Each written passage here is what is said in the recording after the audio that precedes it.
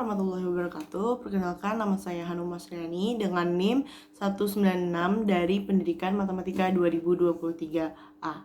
Di sini saya akan menjelaskan tentang teori perkembangan sosial. Saya akan membahas tentang teori perkembangan psikososial dari Erik Erikson.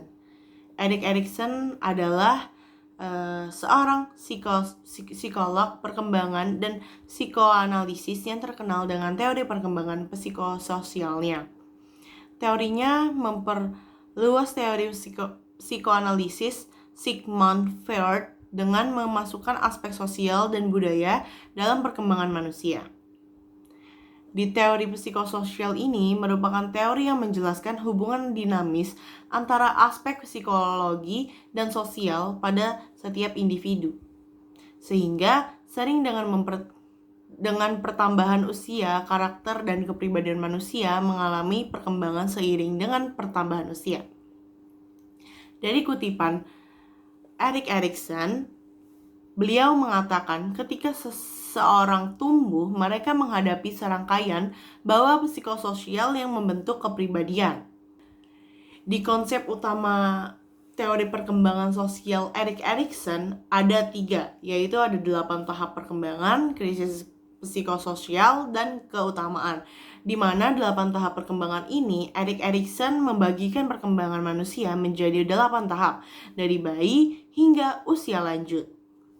Yang kedua, ada krisis psikososial, yang dimana setiap tahap memiliki krisis ataupun tantangan yang harus dihadapi. Lalu yang ketiga, ada yang namanya keutamaan. Jika krisis diselesaikan dengan baik, individu memperoleh keutamaan atau kekuatan ego, atau mungkin bisa disebut keuntungan. Baik, di teori perkembangan sosial Erik Erikson ini, dia memiliki 8 tahap. Yang pertama itu ada kepercayaan versus ketidakpercayaan. Dimulai dari usia 0 sampai 18 bulan. Yang dimana masa bayi bertujuan untuk mengembangkan kepercayaan dasar terhadap dunia. Erikson mendefinisikan kepercayaan dasar sebagai kepercayaan yang esensial dari orang lain serta rasa dasar dari kepercayaan diri sendiri. Nah, seperti contoh, figur ibu ini kan biasanya itu adalah sosok penting yang ada dalam dunia anak. Nah, perilaku seorang ibu ini, kalau misalkan dia kurang baik, maka dapat menciptakan pada bayi rasa ketidakpercayaan terhadap dunianya yang mungkin bertahan sepanjang masa kecil dan menuju dewasa. Lalu, dari masalah itu, kita mempunyai krisis, dia tuh harus membangun rasa percaya pada pengaruh. Nah, keutamaannya itu adalah harapan. Lalu, tahap yang kedua itu ada otonomi versus keraguan yang dimulai dari 18 bulan sampai 3 tahun. Dimana Erikson ini percaya bahwa anak-anak pada tahap ini memiliki keinginan ganda untuk mempertahankan dan melepaskan. Jadi, melepaskan ini kayak orang tua yang terlalu membatasi dan kasar membuat anak merasa tidak berdaya dan tidak berkompeten, yang dapat menyebabkan rasa malu dan keraguan pada anak-anak tersebut. Krisisnya mengembangkan kontrol diri dan kemandirian. Keutamaannya adalah kemauan. Di tahap ketiga ada yang namanya inisiatif versus bersalah. Dimulai dari 3-6 tahun. Anak pada usia 3-6 tahun memiliki rasa inisiatif yang semakin meningkat atau semakin tinggi, yang dapat didorong oleh orang tua dan anggota keluarga lainnya ataupun pengasuh. Orang tua yang menghukum upaya anak atas inisiatif yang dilakukan akan membuat anak merasa bersalah. Krisis ini dapat kita ambil untuk mengambil inisiatif dalam aktivitas. Keutamaannya adalah tujuan. Tahap keempat ada yang namanya industri versus inferior, dimulai dari 6-12 tahun. Pada tahap ini, masuk ke sekolah itu kayak membawa ekspansi besar di dunia sosial anak. Guru dan rekan-rekannya itu menjadi semakin penting bagi anak, sementara pengaruh orang tua menurun. Dikarenakan jika anak ini mendapat respon positif seperti dukungan dari sekitar, maka anak tersebut akan mendapat sense of industry. Sedangkan jika mereka mendapatkan respon negatif, maka mereka mendapat sense of inferiority. Nah, krisis dalam industri versus inferior ini yaitu mengembangkan kompetensi dalam keterampilan hidup. Lalu keutamaannya adalah kompetensi. Lanjut, ada tahap kelima yaitu identitas versus kebingungan peran yang dimana usia dimulai dari usia 12 sampai 18 tahun. Masa remaja itu masa perubahan yang dimana remaja itu kayak bereksperimen dengan berbagai peran seksual, profesional, dan pendidikan saat mereka mencoba untuk mencari tahu siapa mereka. Jika mereka bisa mendapatkan jati diri mereka sendiri, mereka akan mempertahankan sebagai identitas mereka. Sebaliknya, kalau misalkan mereka gagal dalam mencari identitas, maka mereka akan mengalami kebingungan peran. Nah, krisis dari tahap kelima ini adalah mengembangkan identitas yang koheren. Dan keutamaannya adalah kesetiaan. Lalu ada tahap keenam, yaitu keintiman versus isolasi atau dewasa muda. Nah, orang dewasa muda sudah siap untuk membentuk hubungan baru yang penuh kepercayaan dan keintiman dengan individu lain. Jadi, kayak hubungan ini meningkatkan identitas kedua pasangan tanpa menghambat pertumbuhan keduanya. Lalu orang dewasa muda yang tidak mencari keintiman seperti itu atau yang berulang kali mencoba mungkin akan menarik ke dalam isolasi. Lalu dari krisis tahap ke-6 ini yaitu membentuk hubungan intim. Lalu keutamaannya adalah cinta. Oke. Di tahap ke-7 ada yang namanya generativitas versus stagnasi atau dewasa madya. Nah, biasanya dewasa madya ini mencapai generativitas dengan membesarkan anak-anak mereka sendiri. Namun, krisis pada tahap ini juga dapat diselesaikan dengan baik melalui bentuk-bentuk produktivitas dan kreativitas lainnya seperti mengajar. Nah, jika pada tahap ini mereka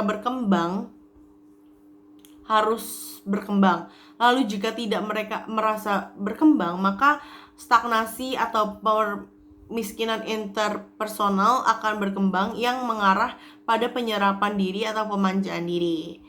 Lanjut, pada tahap terakhir, ini ada yang namanya integritas versus keputusasaan atau dewasa akhir, yang dimana pada tahap ini perkembangan psikososial seseorang melihat kembali ke belakang selama masa hidupnya dan menyelesaikan krisis identitas terakhirnya. Penerimaan terhadap pencapaian, kegagalan, atau keterbatasan akhir membawa serta rasa integritas atau keutuhan dan kesadaran bahwa hidup seseorang adalah tanggung jawabnya sendiri. Nah, kematian ini juga harus kita hadapi dan kita terima. Keputusasaan ini dapat terjadi pada mereka yang menyesali cara mereka menjalani hidup pada kehidupan yang lalu atau kehidupan yang mereka ubah. Yang kita dapatkan dari implikasi dan kritik terhadap teori Erikson ini, teori Erikson ini menekankan peran lingkungan baik dalam menyebabkan krisis maupun dalam menentukan bagaimana krisis tersebut akan diselesaikan. Selama 3 tahap pertama, interaksi terutama yang terjadi dengan orang tua dan anggota keluarga lainnya atau orang terdekatnya. Lalu, peran sentral bagi sebagian besar anak-anak di tahap 4 sampai tahap 8 itu akan dimainkan di sekolah. Teori Erikson ini menggambarkan masalah dasar yang dihadapi orang saat menjalani kehidupan. Namun, Miller mengkritik teori tersebut karena tidak menjelaskan bagaimana atau mengapa individu berkembang dari satu tahap ke tahap lainnya dan juga karena sulit dikonfirmasi melalui penelitian. Baik, selanjutnya adalah teori perkembangan sosial Albert Bandura. Albert Bandura ini adalah psikolog Kanada Amerika yang mengembangkan teori pembelajaran sosial yang kemudian berkembang menjadi teori kognitif sosial. Teorinya memberikan perspektif yang komprehensif tentang bagaimana manusia belajar dan berperilaku dalam konteks sosial. Albert Bandura berpendapat bahwa di dalam situasi sosial, manusia seringkali belajar lebih cepat hanya dengan mengamati atau menirukan perilaku orang lain, pengalaman belajar dari keberhasilan atau kegagalan orang lain, dan beliau merasa bahwa sebagian besar pembelajaran manusia tidak dibentuk oleh konsekuensinya, namun lebih efisien jika dipelajari langsung dari suatu model. Teori belajar sosial dari Albert Bandura mempunyai 3 konsep, yaitu determinis reciprocal, yang kedua ada beyond reinforcement, yang ketiga ada kognisi dan regulasi diri. Yang pada konsep pertama, determinis reciprocal itu adalah pendekatan tingkah laku manusia dalam bentuk interaksi timbal balik yang terus-menerus antara determinan kognitif, behavior, dan lingkungan. Lalu yang kedua ada beyond reinforcement, yang dimana individu ini dapat belajar melakukan sesuatu dengan mengamati dan kemudian mengulang apa yang dilihatnya. Lalu yang ketiga adalah kognisi dan regulasi diri, penempatan manusia sebagai pribadi yang dapat mengatur lingkungan, menciptakan dukungan kognitif, mengadakan konsekuensi bagi tingkah lakunya sendiri. Lalu di teori perkembangan Albert Bandura ini ada yang namanya observational learning atau pembelajaran observasi. Nah, pembelajaran observasional ini adalah aspek kunci dari teori pembelajaran sosial di mana individu belajar dan mengadopsi ke perilaku dengan mengamati orang lain. Lalu di sini ada komponen model pembelajaran sosial pembelajaran observasional. Yang pertama itu ada atensi. Atensi itu individu itu harus memperhatikan model untuk belajar. Lalu yang kedua ada yang namanya retensi, di mana informasi dari pengamatan yang harus disimpan dalam memori. Lalu reproduksi itu adalah kemampuan untuk mereproduksi perilaku yang diamati. Jadi setelah atensi dia harus memperhatikan, retensi dia mengamati dan disimpan dalam memori, dia akhirnya mereproduksi perilaku yang diamati. Nah, lalu yang terakhir ada yang namanya motivasi, itu dorongan untuk meniru perilaku yang diamati. Nah, motivasi ini kadang ada yang benar dan ada yang salah. Jadi sesuai dia pendapat yang plus dan minusnya. Jadi motivasi itu yang diamati itu kan belum tentu plus atau dapat nilai minusnya gitu. Jadi harus tetap diolah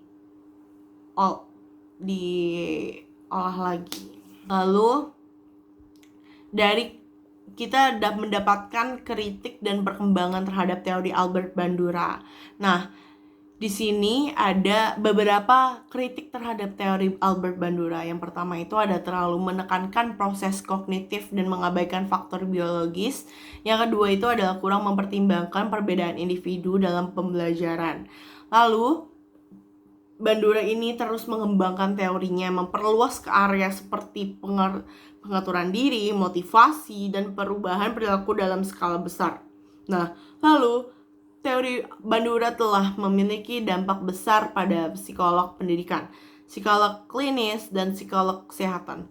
Ini memberikan kerangka kerja yang berguna untuk memahami bagaimana orang belajar dari lingkungan sosial mereka dan bagaimana mereka dapat secara aktif membentuk perilaku mereka sendiri. Baik, terima kasih telah memperhatikan materi-materi yang sudah saya jelaskan. Selebihnya mohon maaf. Wassalamualaikum warahmatullahi wabarakatuh.